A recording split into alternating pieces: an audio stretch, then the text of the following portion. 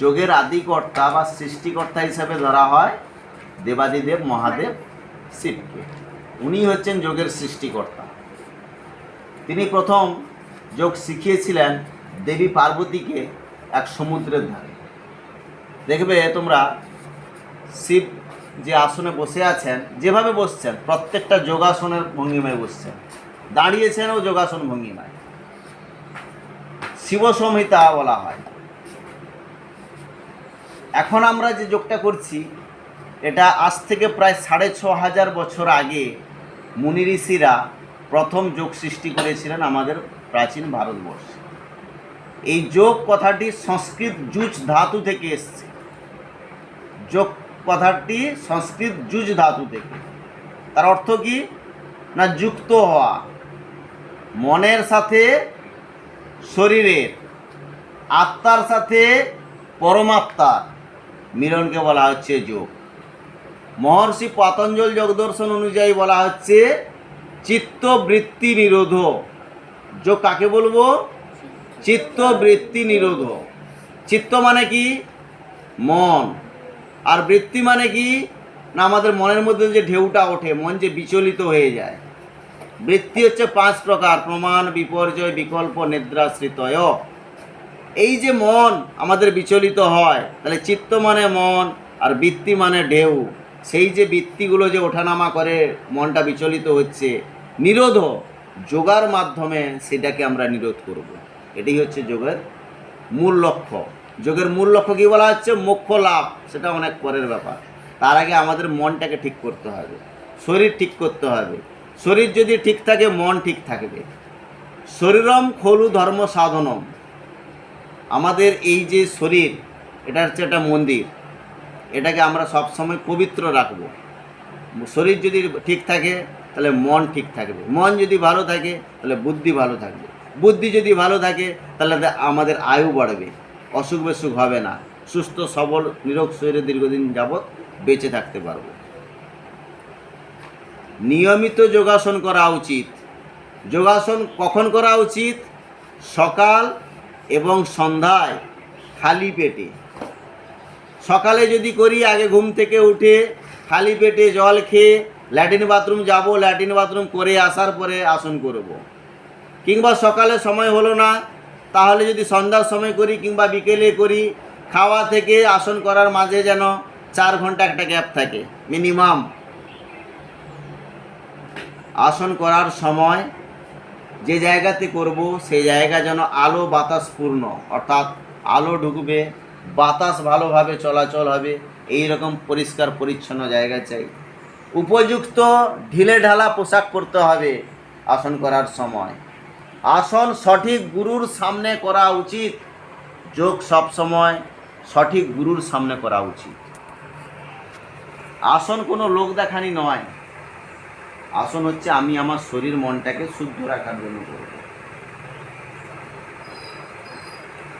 আসন সব সময় ধীর স্থির ধৈর্যশীলভাবে করতে হবে, অমনোযোগী হওয়া যাবে না।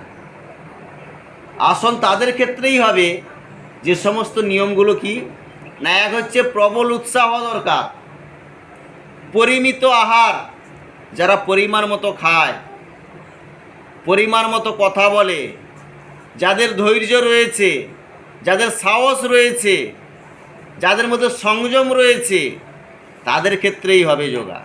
যোগা করতে গেলে কি কি ছাড়তে হবে তাহলে? না অস্থিরতা হওয়া যাবে না, চঞ্চল হওয়া যাবে না, অতিরিক্ত জনসংযোগ, বেশি জনের সঙ্গে মেলামেশা করা যাবে না, বেশি কথা বলা যাবে না, অতি আহার বেশি খাওয়া যাবে না, অন্যমনস্ক হওয়া যাবে না। এই সমস্ত জিনিসগুলো মন থেকে দূরে রাখতে হবে। আমি তোমাদেরকে বলেছিলাম যারা আসন প্র্যাকটিস করছে তারা বেশি তেল মশলা জাতীয় খাবার খাবে না। প্যাকেট জাতীয় খাবার, দোকানে যে ফাস্টফুড জাতীয় খাবার, চিনি মিশ্রিত, ময়দা মিশ্রিত এমন কিছু খাবার, বিস্কিট, কেক কিংবা এই যে তোমার ফাস্টফুড জাতীয় যা কিছু খাবার, জাঙ্ক ফুড, এই সমস্ত খাবার খাবে না। কারণ এই সমস্ত খাবার পেটে হজম হতে সময় লাগে, এ বিষক্রিয়া সৃষ্টি হয়। এই সমস্ত খাবার থেকে দূরে থাকতে হবে, সহজপাচ্য খাবার খেতে হবে। নিয়মিত সকালে উঠে ল্যাট্রিন বাথরুম যাতে ক্লিয়ার হয় সে ব্যবস্থা করতে হবে। প্রত্যেক দিন শাকসবজি বেশি পরিমাণে খেতে হবে, প্রত্যেক দিন নিয়মিত একটা ফল খেতে হবে। নিয়মিত ফল খেতে হবে মানে খুব দামি ফল খেতে হবে এমন কোনো মানে নেই। একটা আমলকি খেলেও হবে রাত্রে, কলা খেলেও হবে। সিজন ফল, যখন যে ফলটা পাওয়া যায়, আমের সময় আম, পেয়ারার সময় পেয়ারা, কলার সময় কলা, যখন যেটা পাওয়া যাবে সেই ফলটা খেলেও হবে। নিয়মিত এক্সারসাইজ অর্থাৎ ব্যায়াম করতে হবে। আর যোগা মানে শুধু এই নয় যে আসন করলে মানেই যোগা হয়ে গেল। চুপচাপ বসে থাকা সেটাও একটা যোগা, হাঁটা সেটাও একটা যোগা, কোনো কাজ করছো সেটাও একটা যোগা।